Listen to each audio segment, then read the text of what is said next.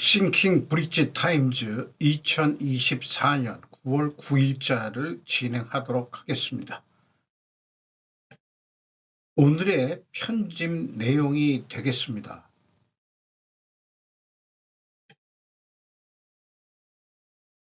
초고령화 사회의 진입에 맞추어서 유명 유튜버 슈카월드가 제 세대에 맞는 주제를 어저께 방송을 했는데 기록에 좀 남기고 싶습니다.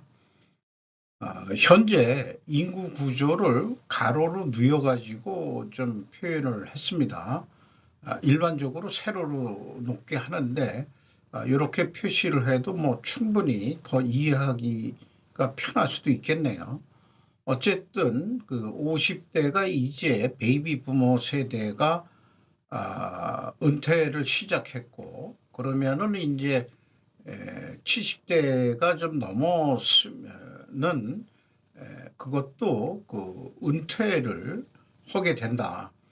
그러면은 일반 기업에서 퇴직한 이후에 한 20년 가까이 뭘 하고 먹고 사느냐의 문제인데 우리나라는 그동안에 자영업으로 해왔다. 이렇게 설명을 하고 있습니다. 그런데 이제 그 자영업자가 100만 폐업 시대가 됐는데 해법이 있느냐는 이제 화두를 던지고 있습니다. 현재 1660만 명이 퇴직 또는 은퇴의 기로에 있다. 이제 이게 다 나오면 그 사람들이 이제 어떻게 먹고 살 거냐의 문제인데요. 대한민국에서 고령층은 본인들의 경력을 살리는 일자리가 거의 없다. 이게 문제고 50대 초에서 60대 말 자영업 유지는 사실상 현금성 자산 그걸 뛰어넘어서 비유동자산 그런 부동산 같은 것도 어떻게 하면 다 말아먹는 이 대출을 받아가지고 자영업이 실패를 하면은 그런 상황일 것 같습니다. 성공률은 극소수일 거라고 생각이 들고요. 2023년 자영업 5060 비율 무려 64%나 된다. 이런 얘기예요. 근데 70대가 되면 그것도 이제 체력 때문에 이제 못하고 이제 자영업에서 물러나가야 된다. 이런 얘기가 되는 것 같습니다. 현재 대한민국의 자영업은 은퇴 솔루션이고 대다수의 고령층이 퇴직 이후 단순 노무직 등 상대적으로 근무 여건이 열악한 직종으로 이직하고 있다. 고용의 미스매치가 큰 상황이다. 선진국 경우에는 은퇴 연령까지 근로가 가능하고 그 후로는 금융소득 생활을 일반적으로 하는데 금융소득이 연금 플러스 자산을 바탕으로 한 이자 소득 이런 것으로 이루어졌다는 겁니다. 대한민국은 자영업으로 메운 결과 현재의 경제구조가 되었다라고 이렇게 설명하고 있습니다. 그리고 그 금융소득이 아니려면은 아마도 그 생계형 그 임대소득으로 생활하는 부류도 다수 있을 것으로 보입니다. 그러나 그것도 그렇게 많은 사람은 아닐 거예요. 자영업 구조개혁이란 곧 5060의 일자리 문제란 뜻이다. 개쩌는 개인기 자영업들을 지금 하고 있다. 뭐라도 해야 된다. 50대에서 퇴직을 당하면은 아이들이 보통 고등학생 내지는 대학생 일할 곳은 없다. 각자 도생으로 간다. 이렇게들 살아왔다는 얘기예요. 퇴직 연령을 지난 수십 년간 늘리지 못한 대한민국의 해답이었다. 자영업은. 그래서 현재 프랜차이즈 공화국인데 해답을 찾는 자영업자들 자영업의 비중이 20%까지 내려간 대한민국이라고 그러지만은 전체 근로자 수 증가로 절대 숫자는 여전히 유지되고 있고 아직도 약 570만 명 정도가 이 자영업을 하고 있다 이런 얘기예요. 근데 거기다가 현재 내수 불경기로 의식주 부담이 높아지면은 당연히 저소득층 소비 여력이 또 줄어들고 고령화가 또 되니까는 저소비직 현상까지 일어나서 자영업자들이 대거 이제 파산하는 그런 경우도 많고 폐업 역시 최고치다 이런 얘기죠. 호주 예를 설명을 하고 있는데 은퇴자들은 약 40%가 국가연금에다가 한 달 생활비에서 20 내지 30%는 퇴직연금으로 받고 있다. 슈퍼 애니메이션이라고 하는 미국의 401k 이거 미국 같은 경우는 요거로 온 거로도 돌아간다고 그러죠. 연공소유령 임금 구조로 인해 중장년층으로 갈수록 임금이 높아지는 특성을 우리나라는 가지고 있었는데 평생 직장 개념이니까 애들이 크면은 생활비도 더 들어갈 거다 해서 임금들을 좀 올려주고 이 국가 정부가 그 노후를 책임진다기보다도 이제까지는 평생 직장이라는 개념으로 나이가 먹어가고 애들이 커가면은 급여도 올려주는 그런 인본주의적인 경영을 우리는 해왔다고 생각합니다. 그런데 그게 어떤 한계치가 되면은 그 사회의 그 어떤 상황에 맞춰가지고 너무 고임금이다. 그러면 이제 좀 나가달라라는 것은 어쩔 수 없이 일어났다 이런 얘기예요. 그럼에도 우리나라는 놀랍게도 구인난의 나라다 이런 얘기고 그래서 구인난 업종이 현재 있고 자영업은 또 구조 조정을 해야 되는 그런 상황이 대립관계에 있다 이렇게 볼 수 있다는 얘기죠. 눈높이에 맞지 않거나 근무 위치, 체력 등의 문제가 또 깔려 있는 거고 결국 산업구조 개편의 문제가 있다.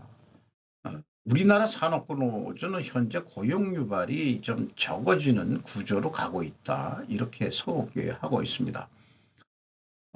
많이들 그 뉴스에서 나오지만은 한국은행장이 지속적으로 언급하는 구조개혁이란 정말 구체적으로 뭘 얘기하는 건지 분야마다 구조개혁이라는 얘기를 하니까 금감원장이 얘기하는 구조개혁이란 것은 기업의 이사회 뭐 이런 걸 가지고 구조개혁이라고 그러는 거고 ESG의 거버넌스 이걸 가지고 좀 금감원장은 얘기하는 것 같고 한국은행장이 얘기하는 구조개혁이라는 게 바로 이런 그 자영업 구조 이런 거를 얘기하는 것인지 좀 헷갈릴 때가 많습니다. 말들은 구조개혁 하는데 진짜 어떻게 해야 좋은 건지 솔직히 전문가들도 다 헤매고 있는 것 같습니다. 고용 유발 개수 자체가 현재 낮습니다. 산업구조 조정 때문에 더 이상 인적 집약적 사업이 아닌 자본과 기술이 집약적 사업으로 지금 현재 전환이 돼 있고 거기다가 그 정도 자본이 기술 집약이 되다 보면은 한국 기업들 지금 미국이나 다른 나라에 많이 공장들을 짓고 있죠. 아마 서구나 미국이 이 제조업을 다시 가져간다면은 가져가고 있는 중인데 글로 공장을 옮기고 고임금을 줘가면서도 거기서 해야 될지도 모르죠.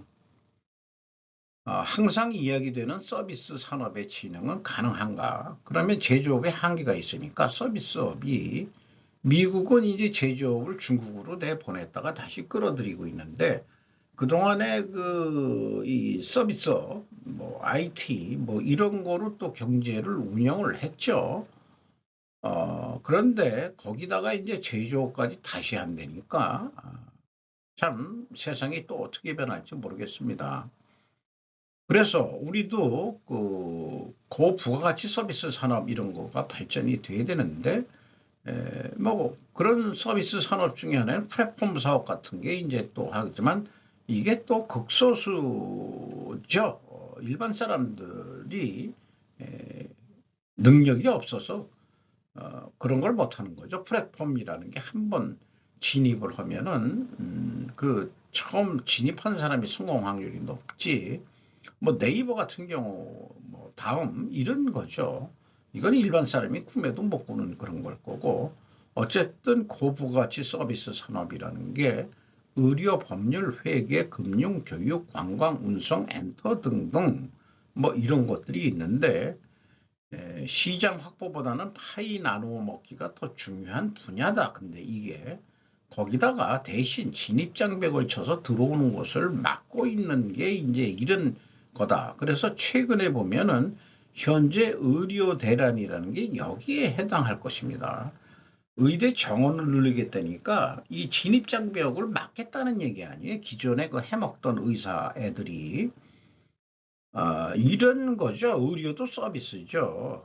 이렇게 되는데 일반 사람들이 해먹을 게 없다 이게. 그러니까 자영업, 개나 소나 전부 다 그 치킨집 뭐 이런 거고 뭐 이런 건데 참 이게 나라가 이 앞날을 생각하지 않고 관료 애들도 마찬가지고 정치하는 애들이 자기네들의 현재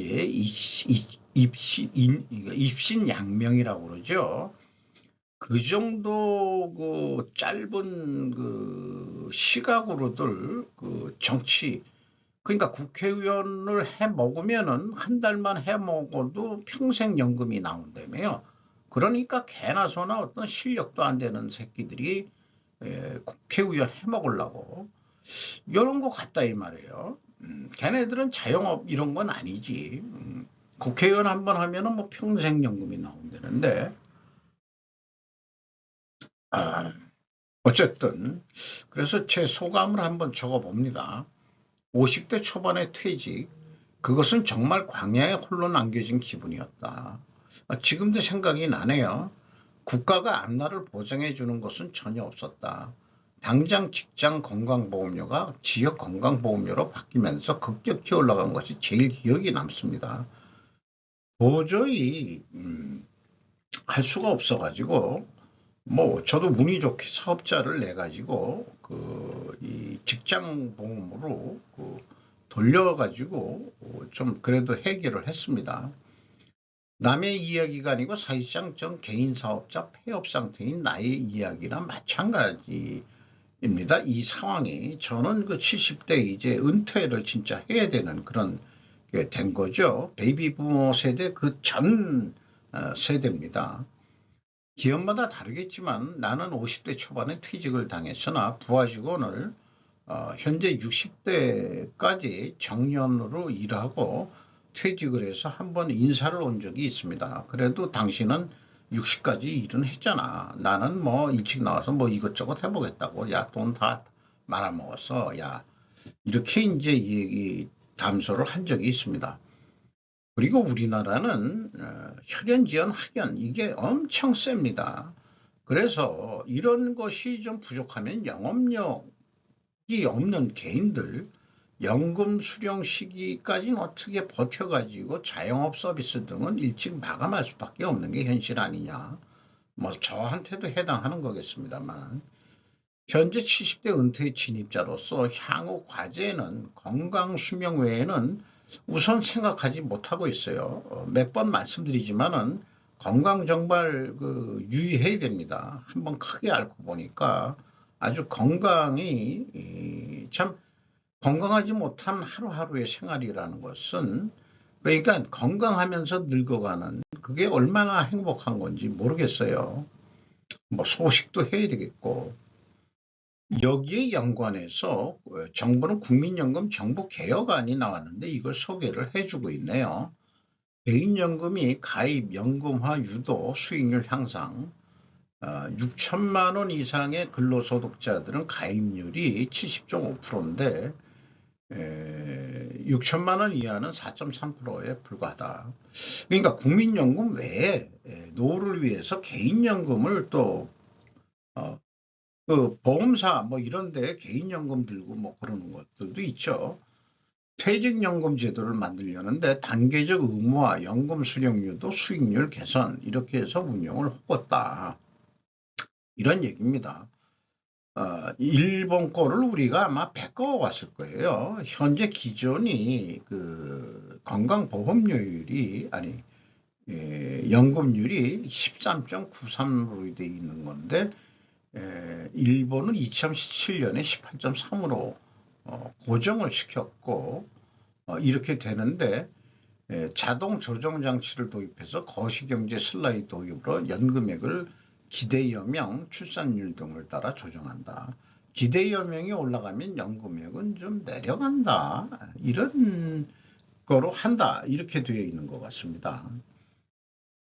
직장 다닐 때는 50%를 회사가 대주니까 얼마 안 되는데 이 직장을 나와서 자기가 개인연금 들면 호수로 자기가 그걸 또 들어야 되니까 연금 낼 돈만큼도 못 버는 경우도 있을 수 있는 거 아니냐. 그러니까 참 막막할 수도 있을 것 같아요. 어쨌든 우리나라는 현재 건강보험도 그렇고 연금보험도 그렇고 이자 아니 요율이 낮습니다. 일본보다는. 그러니까 일본이 예를 들어서 평균 연금이 20만 엔을 받는다면은 우리나라는 한 200만 원 받아야 되는데 100만 원 반 정도 수준뿐이 안 되거든요. 근데 그거는 왜 그러냐 그러면은 낸 연금이 작기 때문에 그런 거죠. 기초연금 대상자 심사에서 제외되면 그것이 잘 살고 있는 수준이란 것인지란 또 질문을 던져보게 됩니다. 이 공무원들이라는 게 이 나이가 되면은 무조건 그냥 문서를 날려요. 기초연금 신청하라고. 그래서 내가 대상자가 되나 해가지고 신청했는데 안 되는 거죠. 당신은 기초연금 대상자가 아니고 수준이 높은 사람이요. 이렇게 개인적으로 느낄 때는 아닌데 이런 것도 이제 있는 거죠. 물론 저보다 못 사시는 고령층도 많다는 거. 그건 그런 거는 또 그런 거에 비교해서는 조금 더 좀 기분이 뭐라 그럴까요? 그래도 다행이다 이런 생각을 가지고 있긴 합니다만은 그렇습니다. 자, 이제 초고령화 사회가 돼가지고 우리나라 언론 뉴스나 이런 데들도 일본처럼 이 기사 취급들이 좀 많이 나와야 될 것 같아요. 물론 이제 청년 세대도 그렇지만은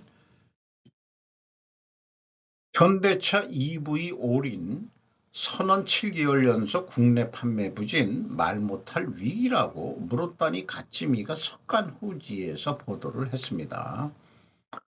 한국지에 대해서 이제 좀 까는 얘기를 하고 있는데 대제목 기사만 쫓다가는 환상에 빠질 게 뻔하다. 한국 기사들이란 게 잘 된다 잘 된다 이런 얘기만 하는 거죠. 하지만 작은 표제 기사를 보면 알레레가 된다. 이게 알레레라는 게 뭔 얘기인지 모르겠어요. 한국의 보도는 예로부터 그렇다. 그래서 정권에 대한 깨알치기냐 딸랑딸랑거리는 거냐 재벌에 대한 광교로 청구냐 사정이 이렇다 보니 한국 자동차 업계는 정말 괜찮냐고 묻고 싶다. 석간호지가 한국에 대한 비판 기사를 자주 올리는 그런 언론 매체예요. 자관 연합뉴스에 따르면은 국내 판매는 11.7%나 감소했다 이렇게 돼 있는데 현대차가 EV에 올인을 선회해 있지만은 지금은 하이브리드 우선 노선을 달리고 있다. 단기간에 기본 노선 변경은 여러 가지 손실을 낳고 있을 것이다. 라고 하는데 제가 현대차에 아시는 분이 있어가지고 물어보면은 애저녁에 포트폴리오 작전으로 가고 있는 거다. 그러니까 언론 프레이로 EV에 올인한다. 그리고 하이브리드 했다 이게요. 그렇게 얘기를 하고 있더라고요. 그다음에 그걸 얘기하면서 여기서도 자영업자들이 를 얘기를 하고 있습니다. 경제활동 인구의 20% 이상을 차지하는 자영업자.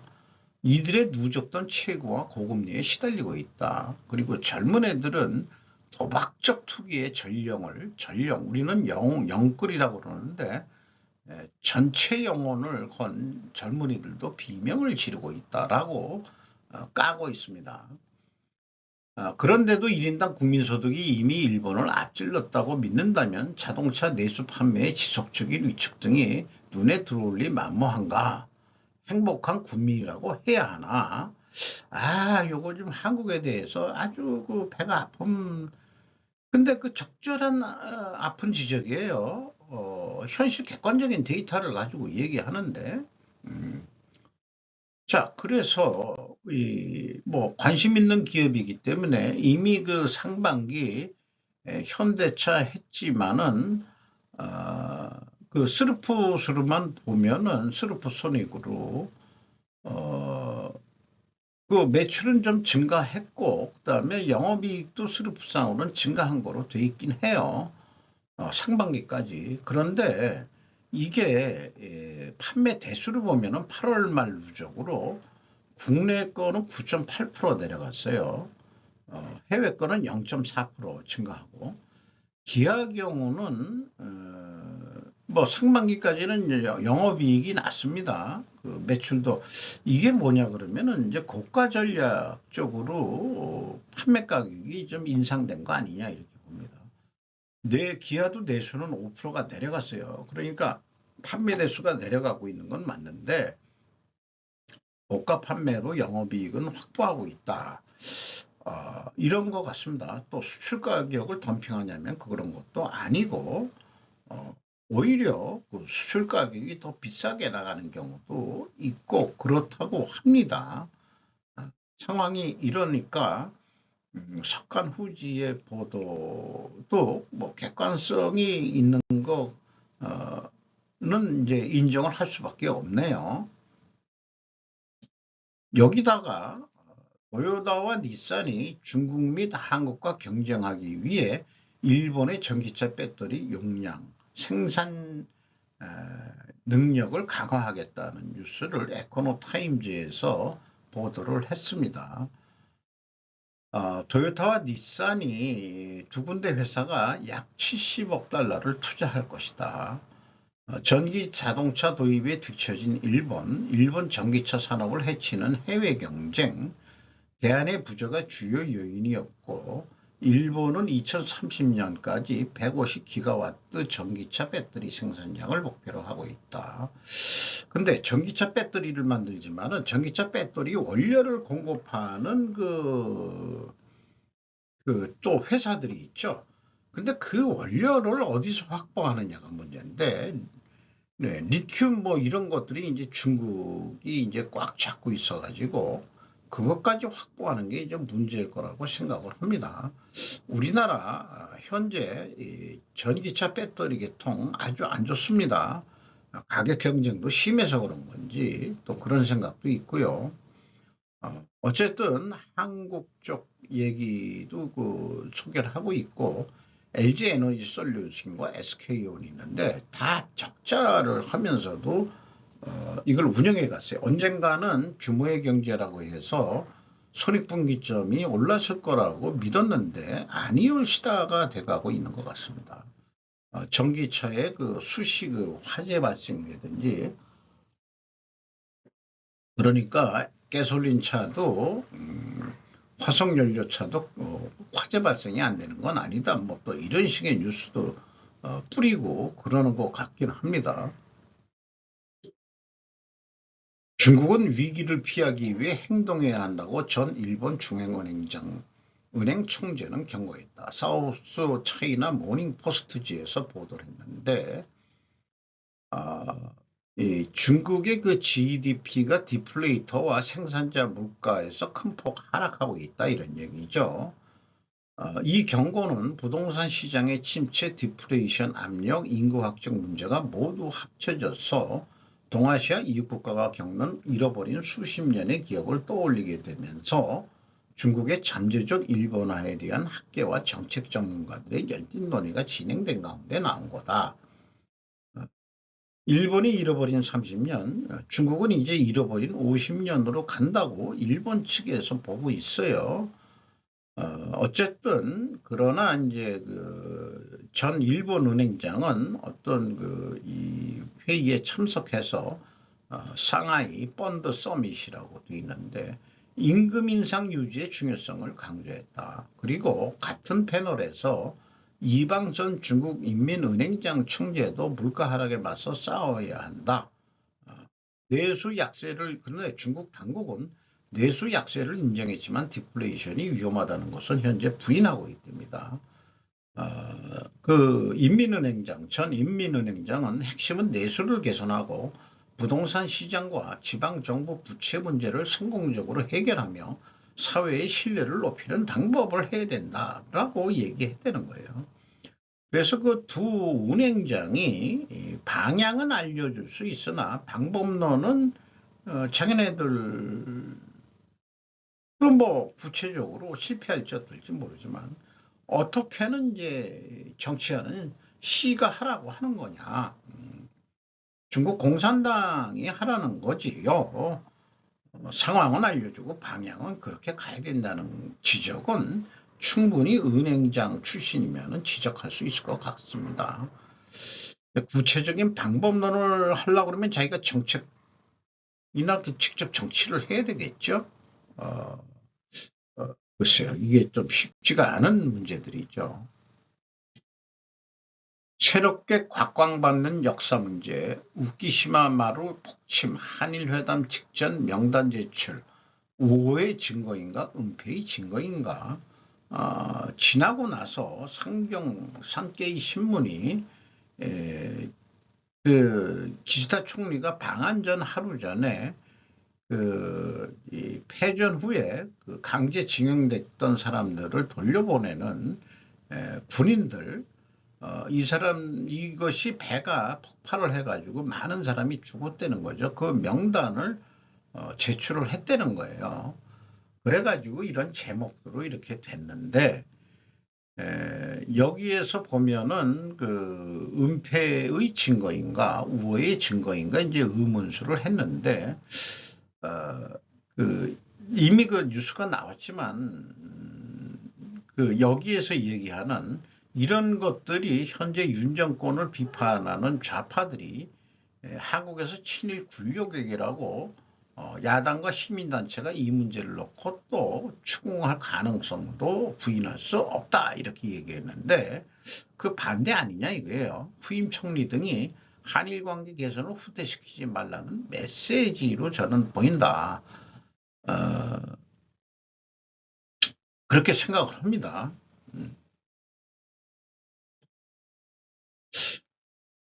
극좌파와 극우파가 함께 통합되고 있습니까? 제목이 신선해서 좀 가져왔어요.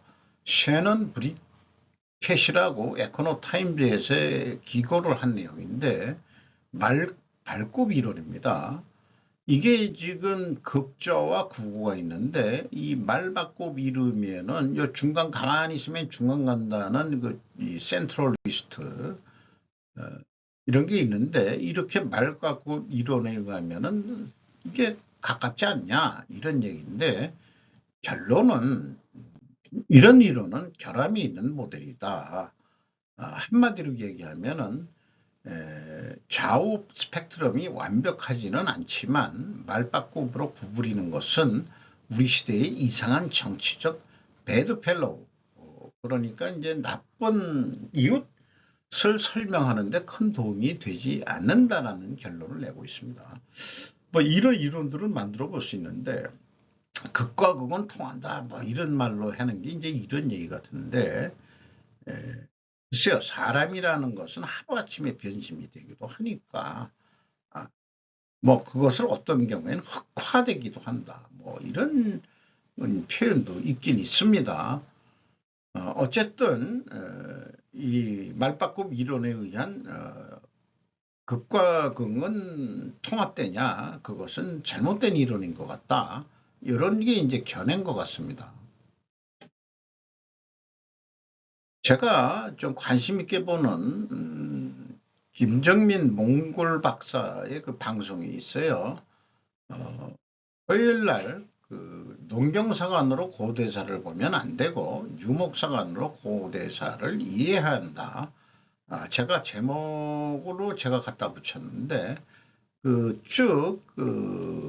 이 말하는 것을 나름대로 몇 가지 기억하고 싶은 것들을 이렇게 정리를 해봤습니다.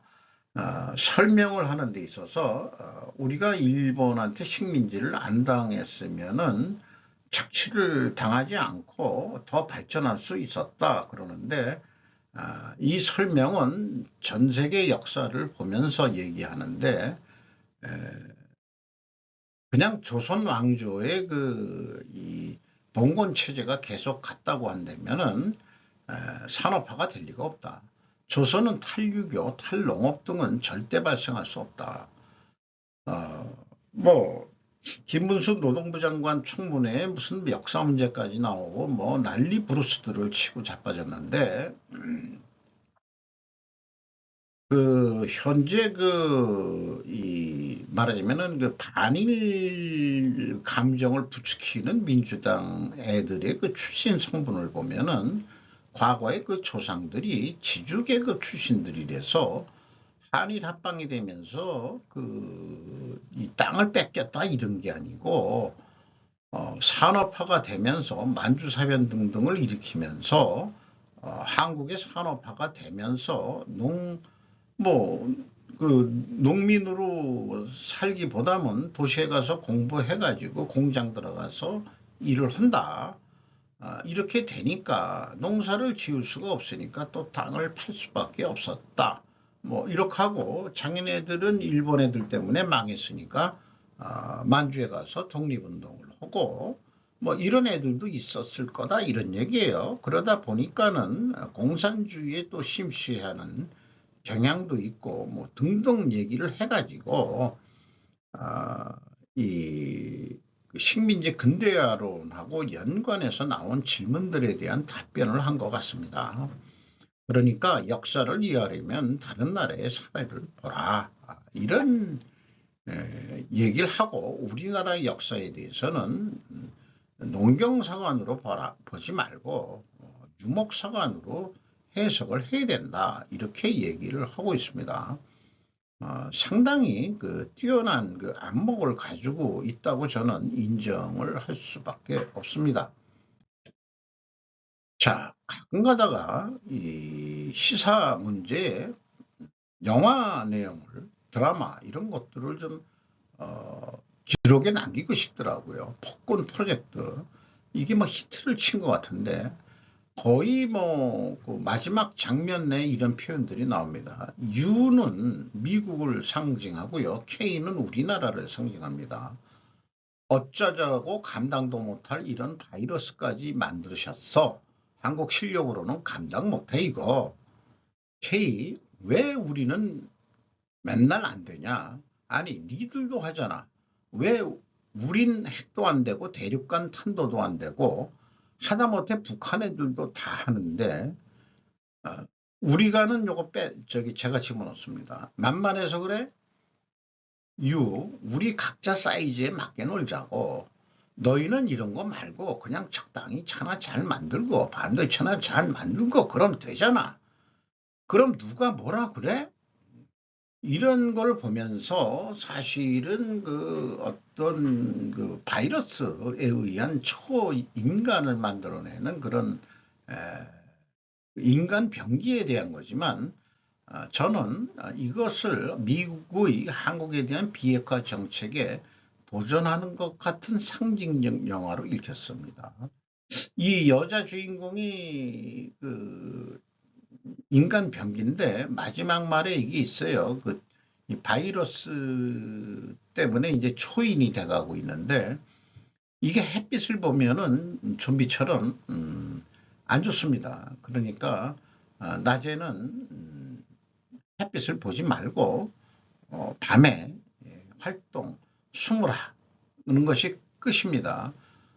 이 프로젝트를 추진한 사람이 이 가운데인데 국정원 내에서도 서로 갈등이 있고 국정원 내에서도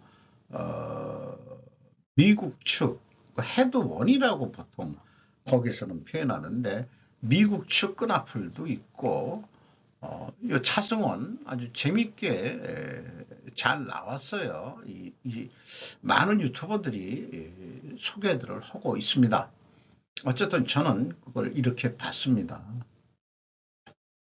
아메리카노 2,000원도 비싸다. 백, 컴매 3인방의 도전. 성음 정명 기자가 서울경제에서 보도를 했습니다.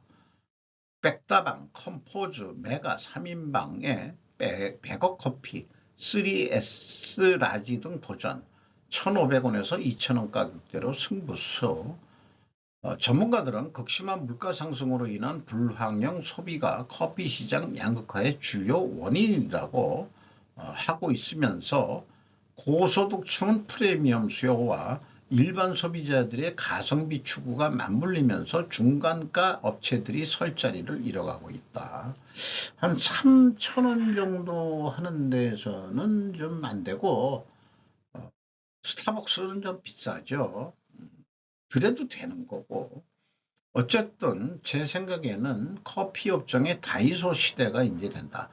뭐 이렇게 다이소 이런 것도 일본이 잃어버린 30년 때문에 발생한 거니까 우리나라도 국내에 다이소가 지금 잘 되고 있잖아요. 그만큼 우리 내수 경기가 안 좋다는 얘기고 제가 가끔 뭐 시내 나갈 때 1,500원짜리 이 커피를 했는데 거기는 또 그 2,000원으로 올렸더라고요. 어쨌든 예, 우리나라가 커피를 많이 마십니다. 아메리카노를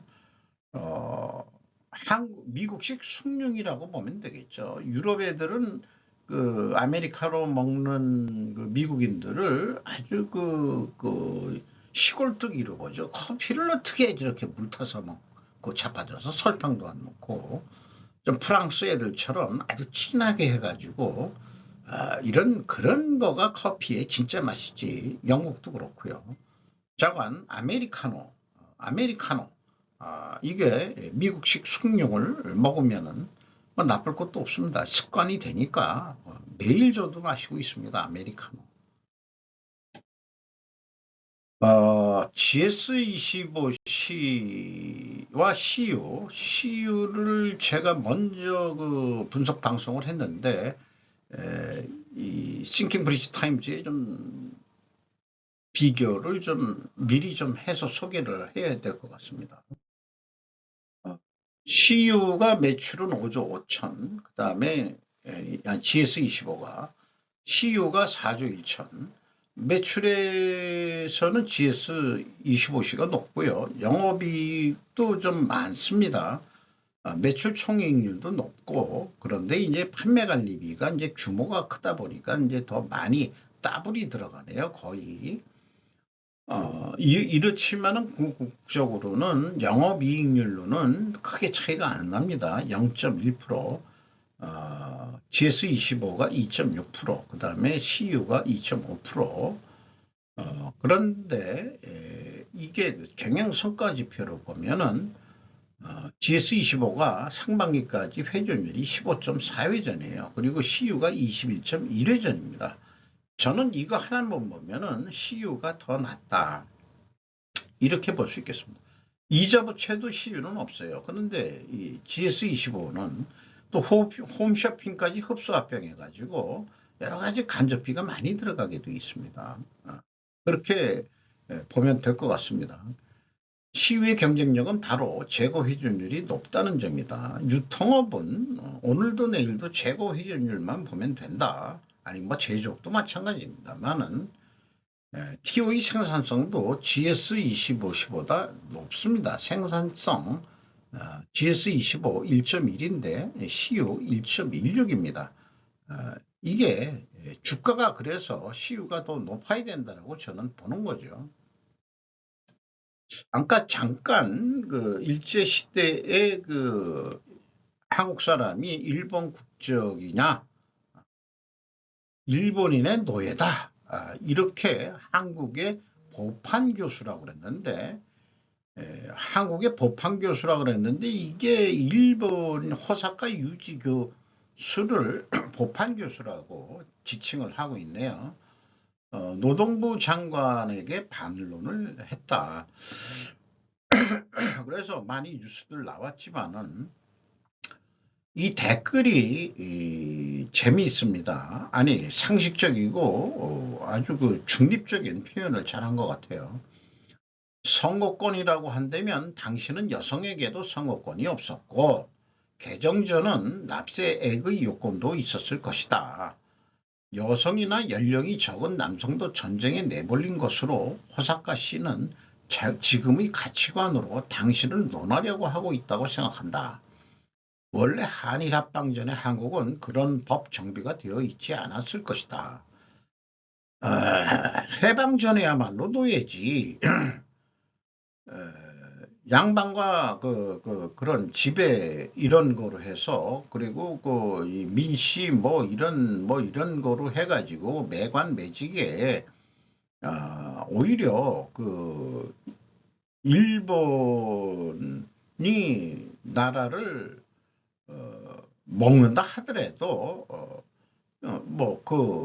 울분을 표한 뭐 이런 거는 그 지주계급 애들이나 그런 거지가 아니었을 거다. 이게 또 친일파 귀족 빼고 그 정도로 봅니다. 지방 유지들은 이제 반대를 했겠죠.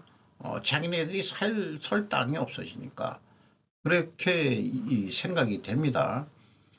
호사카 씨는 병합이 합법적이지 않다는 결론을 먼저 가지고 있고 그것을 후부로 이치를 만들고 있는 것처럼 보인다. 한일 합방에 대해서는 전 세계적으로 위법하지 않다고 결론 줘서 좋아 일본이 먹는 거 오케이 이렇게 됐던 건데 무슨 개똥 같은 얘기냐. 국제사회가 인정을 했어요. 조선을 먹는 거를. 그게 역사적인 객관적인 현실이지. 그래서 한국 신민이라고 해서 내선일체를 해서 실질적으로는 이제 차등이 있었다고 하지만은 그 우리나라 그 영화 보면은 공부해서 판사 되는 게 일제시대 때부터 가능했다 이 말이에요. 의사도 있고 그런 거에 대해서는 왜 얘기를 안 하나 몰라. 아니 일본 일제시대 때 공부해서 합격해가지고 판사 되면은 그게 친일파야?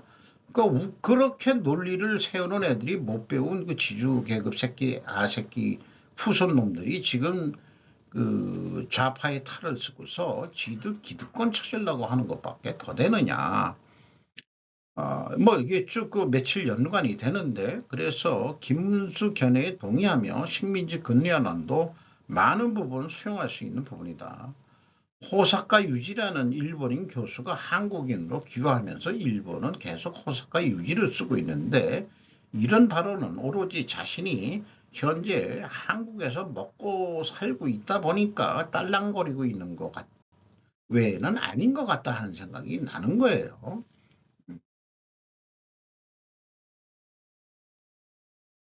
일본인에게 돈이 없어졌기 때문만이 아니다. 일본인 남성의 막대먹은 벙어리가 가속되고 있는 속사정. 구보타 마사키가 프리저든도 온라인에서 보도를 했습니다. 경비 절감, 인력 부족, 알코올 이탈, 일본의 방거리가 위기다. 도쿄 상공 리서치에 의하면 2024년 상반기에 바 카바레 나이트클럽의 도사는 과거 10년간 최다인 47건이나 문을 닫았다. 젊은이들은 돈을 시궁창에 버리는 것 같아 허무해지지 않겠습니까? 갑질로 받은 마음의 상처를 술과 여자로 치유하는 남자가 들고 있기 때문에 그렇다. 승인 욕구 덩어리 같은 통객이 온다. 외로움이나 괴로움을 술과 여자로 치유하는 남자라는 것도 꽤 있다.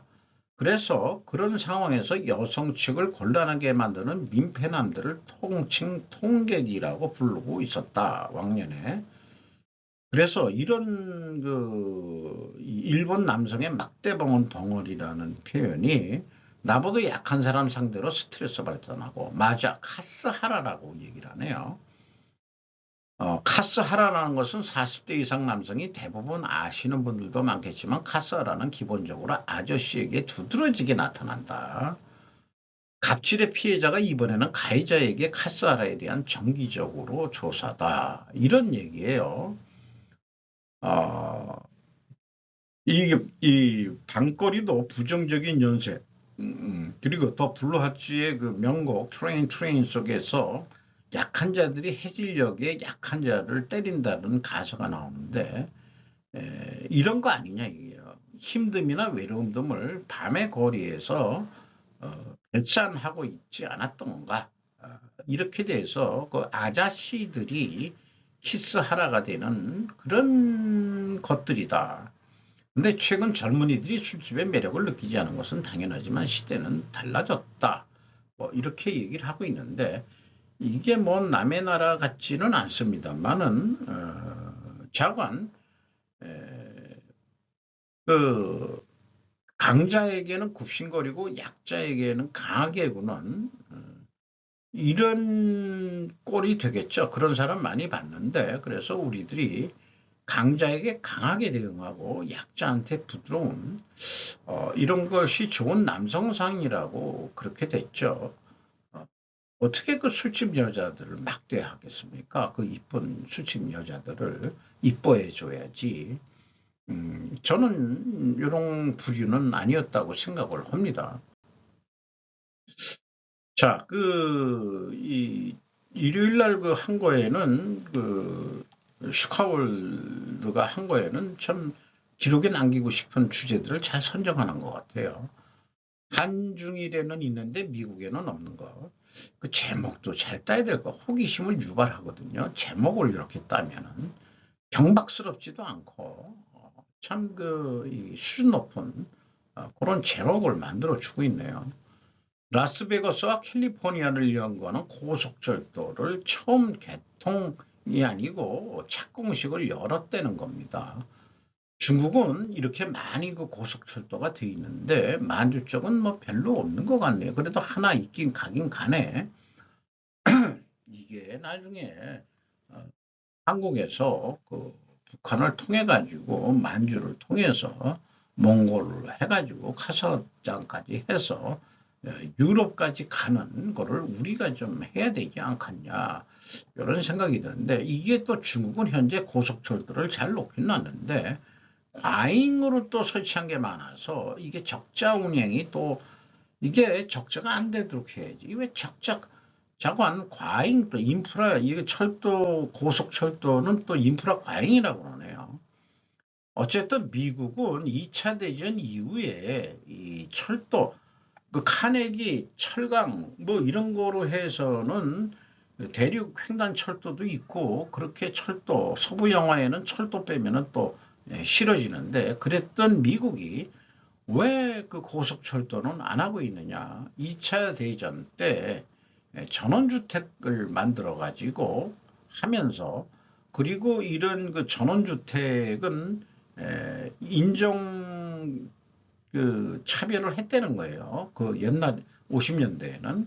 그래서 차가 있어야 도시에 출퇴근을 하고 집에서는 허구한 날이 잔디밭을 가꾸는 이런 미국 영화를 보면은 이런 것들이 많다 이거죠. 자관 그런데 전동화된 그 고속 열차, 고속 전철은 일본 신칸센이 원조죠. 우리나라가 신칸센 들어올 거냐, 프랑스 떼제베를 들어올 거냐, 떼제베로 했는데 그때 정서로는 떼제베를 했는데 우리나라 요즘에 그 고속철 그 사업이 어떻게 무산됐다며요, 어디 나라인가. 어쨌든 고속철이 돼가지고 한국의 고속철도의 미래는 한 번 더가 통일된다면 미래가 밝다. 그래서 미국과 공조해야 미래 산업으로 창출될 수 있다. 일제 만주철도를 넘어 몽골 유라시아 고속철도로 유럽까지 다만 철도폭이 동일해야 한다는 표준화 전제가 필요하다. 그 1대1로 중국이 해가지고 노선이 다른 방향이겠지만은 철도 협궤라고 그랬죠. 그 폭이 달라가지고 또 환적을 해야 된대요. 그럼 배로 가는 게 편하지. 그게 문제인데 그래서 향후 동서 대륙을 잇는 그런 철도가 고속화가 된다 그러면은 아마 다들 무역이 지금 보호무역주 이쪽으로 다 간다고 그러는데 그렇다 하더라도 뭔가 이게 물물교환은 과거처럼 나와야 될 수도 있는 거는 안 없어질 거란 말이죠. 그러니까 저 미국은 저기 그 알래스카까지 그 철도 연결하라고 그러고 알루산 열도 그런 데까지 그리고 또 뭐 그걸 그 해저 터널을 만들기는 어렵지만은 거기서 다시 어떻게 연결해 가지고 우리나라 쪽으로 철도를 연결하는 러시아 연해주 그런 데를 통해 가지고 우리나라까지 오는 그런 그 철도 노선도 대륙 간의 철도도 있지만은 미국까지 가는 것도 불가능하지는 않을 것 같아요. 미래 세계에. 설국열차 생각이 갑자기 나네. 이상 마치도록 하겠습니다.